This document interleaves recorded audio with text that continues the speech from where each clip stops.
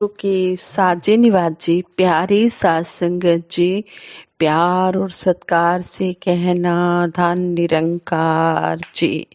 बोलिए सतगुरु माता सुदीक्षा सविंदर हरदेव जी महाराज की जय।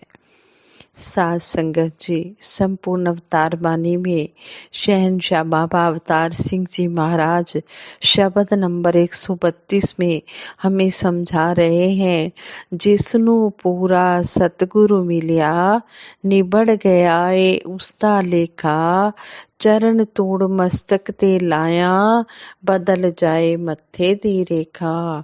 जिसने अपना प्रभु पछाता उसदा होया बेड़ा पार, इस जगह अंदर ओही सुखिया बाकी दुखिया कुल संसार।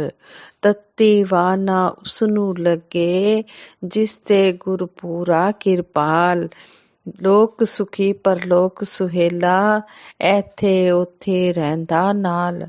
ਭਗਤਾਂ ਦਾ ਮੁਖ ਉਜਲਾ ਹੁੰਦਾ ਜਗ ਵਿੱਚ ਹੁੰਦੀ ਜੈ ਜੈਕਾਰ, ਨਿੰਦਕਾਂ ਦਾ ਮੂੰਹ ਕਾਲਾ ਹੁੰਦਾ ਪੈਂਦੀ ਜੰਮਾਂ ਦੀ ਫਟਕਾਰ।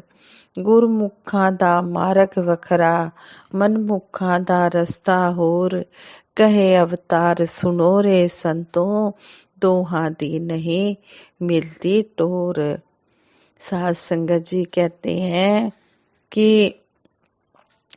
जो संत महात्मा होते हैं और जो मनमुख होते हैं, जो इस ब्रह्म को नहीं जानने वाले होते उन्हें मनमुख कहा गया है, और जो इस निरंकार को जानते हैं उन्हें गुरमुख कहा गया है।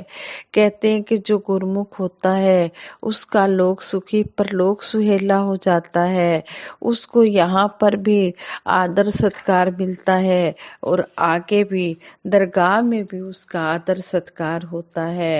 और कहते हैं कि गुरुमुखों और मनमुखों का रास्ता अलग अलग होता है, इन दोनों का आपस में कभी भी मेल हो नहीं सकता है। इस तरह हमें सतगुरु समझा रहे हैं कि जो इस नाम धन से जुड़ जाता है उसका पार उतारा हो जाता है, वो अपनी मंजिल को पा जाता है। साध संगत जी कहते हैं, राजा विक्रमादित्य के इस क्वेश्चन पर मीटिंग में अनेकों मत थे कि सज्जनता बड़ी है या ईश्वर शक्ति। कई दिन तक विचार विमर्श होने पर भी फैसला नहीं हो सका। कुछ दिन बीते। राजा एक दिन घूमने के लिए निकले। दुर्भाग्य से रास्ते में किसी आखेटक जाति के आक्रमण के फलस्वरूप उनका शेष सहयोगियों से संपर्क टूट गया। वह घने जंगल में भटक गए। जंगल में प्यास के मारे राजा का दम घुटने लगा। कहीं पानी दिखाई नहीं दे रहा था। किसी तरह वह एक कुटिया के पास पहुंचे। वहां एक साधु समाधि में मगन थे। वहां पहुंचते पहुंचते महाराजा विक्रमादित्य मूर्छित होकर गिर पड़े। गिरते गिरते उन्होंने पानी के लिए पुकार लगाई। कुछ देर बाद जब मूर्छा दूर हुई तो महाराजा विक्रमादित्य ने देखा कि वही संत उनका मुंह धो रहे हैं, पंखा झल रहे हैं और पानी पिला रहे हैं। राजा ने बड़ी हैरानी से पूछा, आपने मेरे लिए समाधि क्यों भंग की, पूजा क्यों बंद कर दी? संत मधुर वाणी में बोले, बेटा, भगवान की इच्छा है कि उनके संसार में कोई दीन दुखी न रहे। उनकी इच्छा पूर्ति का महत्व अधिक है। इस उत्तर से राजा को पूर्ण समाधान मिल गया। सेवा और सज्जनता भी शक्ति साधना का अंग है। इसलिए समझाया गया है कि जो गुरुमुखों का स्वभाव होता है वो बहुत ही सरल स्वभाव होता है, बहुत ही अच्छा स्वभाव होता है। इनकी वाणी में मिठास होती है। ये दूसरों का हमेशा भला ही मांगते रहते हैं। इनमें दया, करुणा, सहनशीलता, नम्रता, विशालता आदि गुण होते हैं।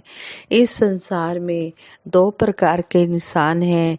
एक वे जो अच्छे काम करते हैं, जिनके दिल में दया, धर्म, शील, संतोष आदि शुभ गुण विद्यमान रहते हैं।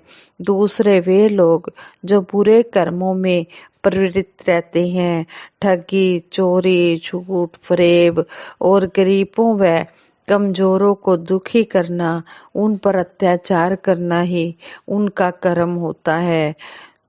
कहते हैं कि जो हमेशा बुराई में ही लगे रहते हैं, संत तुलसीदास जी ने उन्हें उनके गुणों के आधार पर संत और असंत कहकर पुकारा है। इस्लाम धर्म में पहले प्रकार के लोगों को मोमिन अर्थात मोम के समान पिघलने वाले दिल के इंसान कहा है, जो खुदा का डर मानते हों और किसी के भी दिल को ना दुखाने वाले हों। दूसरे प्रकार के लोगों को दूसरों को दुख देने वाला कहा गया है। नेक व बद शब्द भी उनके लिए प्रयोग किया गया है। ऐसे इंसान जो किसी संत की शरण ग्रहण करके उनकी शिक्षाओं पर अपने जीवन को चलाते हैं, बुरे कर्मों से डरते हैं, अपनी हक हलाल की कमाई खाते हैं, ईश्वर से डरकर अपना जीवन भक्ति भाव में बिताते हैं, उन्हें गुरु के प्यारे अर्थात गुरुमुख कहते हैं। इसके विपरीत भावना वाले लोग, धर्म और मर्यादा के विरुद्ध चलने वाले लोग मनमुख कहलाते हैं। गुरुमुख लोग हर समय हर किसी के साथ सच्चाई का ही व्यवहार करते हैं, किसी को धोखा नहीं देते, बल्कि अपने आप को इन सब बुराइयों से दूर ही रखते हैं। अगर कोई उनकी निंदा करे, निरादर करे या प्रशंसा करे, उन्हें इस बात से न दुख होता है न खुशी होती है। वे अपने सतगुरु से दया व मेहर ही मांगते हैं। अगर कोई उनकी तारीफ करे तो वो यही समझते हैं कि यह तारीफ मेरे सतगुरु की ही है। गुरुमुख गरीबी में बहुत दुखी नहीं होते और अमीरी में बहुत खुश नहीं होते। हमेशा पेशेंस धैर्य से काम लेते हैं। सतगुरु का शुक्र करते रहते हैं। किसी वाद विवाद में न फंसकर अपने सतगुरु के ही गुणगान गाते रहते हैं। गुरुमुख को संसारिक वस्तुएं, संसारिक आकर्षण जरा भी नहीं लुभाते हैं। उनकी नजरों में मिट्टी सोना सब एक समान है। ऐसे गुरुमुख जो हमेशा अपने गुरु की तारीफ करते हैं, उनके गुणगान करते हैं, हमेशा समभाव में रहते हैं। सतगुरु ऐसे शिष्य के जीवन में कोई कमी नहीं आने देता, परंतु मनमुख व्यक्ति मन में हमेशा चतुराई और कपट का भाव रखता है। वह अपना स्वार्थ हल करने के लिए किसी भी हद तक गिर सकता है। किसी का हुक्म मानना उसकी फितरत में नहीं है, बल्कि अपनी हुकूमत दूसरों पर थोपना चाहता है। अपनी निंदा निरादरी उससे सहन नहीं होती, बल्कि अपनी तारीफ करवाना उसे अच्छा लगता है। दुनियावी पदार्थ उसे हमेशा अच्छे लगते हैं। भोग विलास की वस्तुएं उसकी जरूरत बन जाती हैं। दूसरों की बुराई करना, अपने आप को श्रेष्ठ बतलाना उसका स्वभाव होता है। उसकी अपनी सारी जिंदगी इसी उथल पुथल में ही बीत जाती है। ना उसे कभी गुरु पीर पैगंबर की शिक्षा अच्छी लगती है, ना उसको परमेश्वर के ज्ञान से कोई मतलब रहता है, ना कभी भक्ति भाव ही मन में आता है। वह इस अनमोल जीवन को मिट्टी में मिलाकर संसार से चला जाता है। ऐसे मनुष्य मनमुख कहलाते हैं। बुरी संगतों में पड़कर सबकी बुराई करना और बेकार की बातों में अपने आप को उलझाए रखना, यही उसका स्वभाव होता है। हमेशा गुरुमुखों की संतों महात्माओं ने तारीफ की है। क्योंकि गुरुमुखों का उद्देश्य ईश्वर की तारीफ, भक्ति, भजन, सिमरन करना है। वे गुरु की मत के अनुसार अपने जीवन को चलाते हैं और गुरु पीर पैगंबरों की शिक्षा को वे हमेशा मन में बसाए रहते हैं। श्री गुरु अमरदास जी की वाणी, आपे गुरुमुख नम बसाए, आप भुलावे आपे मार्ग पाए।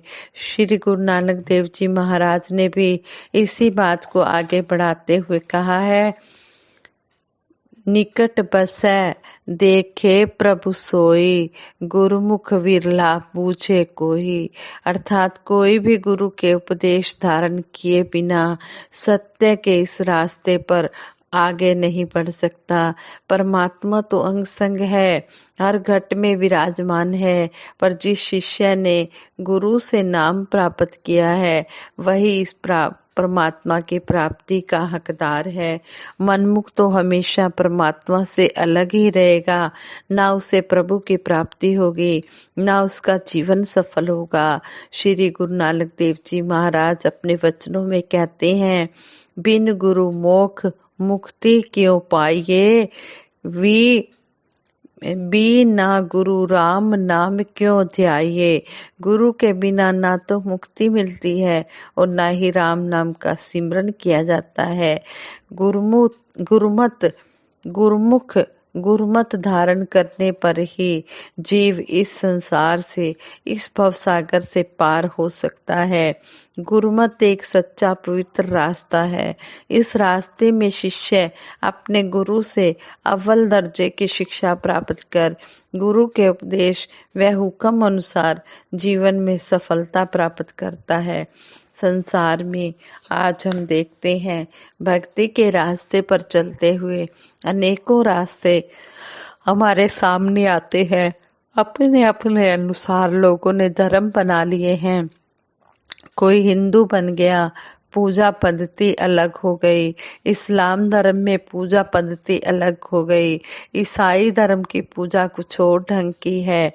यही नहीं, और भी कई अन्य तरह के धर्म हैं। ईश्वर के नाम भी अलग अलग हो गए, पहनावे अलग हो गए, भाषाएं अलग हो गई। लोग अपनी अपनी बात मनवाने के लिए लोगों पर दबाव बढ़ाने लग जाते हैं। सतगुरु माता सुदीक्षा जी महाराज ने सब धर्मों का आदर करना सिखाया है। कभी किसी धर्म या पूजा पद्धति की निंदा नहीं की, पर इतना बताया कि परमात्मा जिसे हिंदू राम, कृष्ण, शिव, ब्रह्मा, विष्णु आदि अनेकों नामों से पुकारते हैं, मुसलमान भाई जिसे खुदा, अल्लाह ताला, ईसाई, गॉड, सिख, वाहेगुरु के नाम से बुलाते हैं, वह सब एक ही ईश्वर के नाम है। जिस प्रकार पानी को जल, नीर, वाटर आदि नामों से पुकारा जाता है, मगर जल तो जल ही है ना, कोई अलग वस्तु नहीं। वही जल है, वही पानी है, वही नीर है, वही वाटर है, वही उदक है, वही वस्तु है। हमने अपनी सुविधा अनुसार इसकी पूजा करनी शुरू कर दी। परमात्मा तो एक है, एक ही रहेगा। हमें उसे निरंकार कहें तो यह संबोधन ईश्वर को ही है, क्योंकि परमात्मा निराकार है। मुसलमान भाइयों से पूछो तुम्हारा खुदा कैसा है, वह भी उसे बिना आकार का ही कहते हैं। गॉड, वाहेगुरु सब ही इस एक परम सत्ता के नाम है। परमपिता परमात्मा एक है। एक को जानो, एक को मानो और एक हो जाओ। हमें सतगुरु यही समझाते हैं कि चाहे किसी भी नाम से पुकारो, परमात्मा एक ही है। चाहे राम कहो, अल्लाह कहो, गॉड कहो, वाहेगुरु कहो, खुदा कहो, कुछ भी कहो, है एक ही परमपिता परमात्मा के नाम। इसलिए एक को जानो, एक को मानो और एक हो जाओ। साथ संगत जी प्यार से कहना, धन निरंकार जी।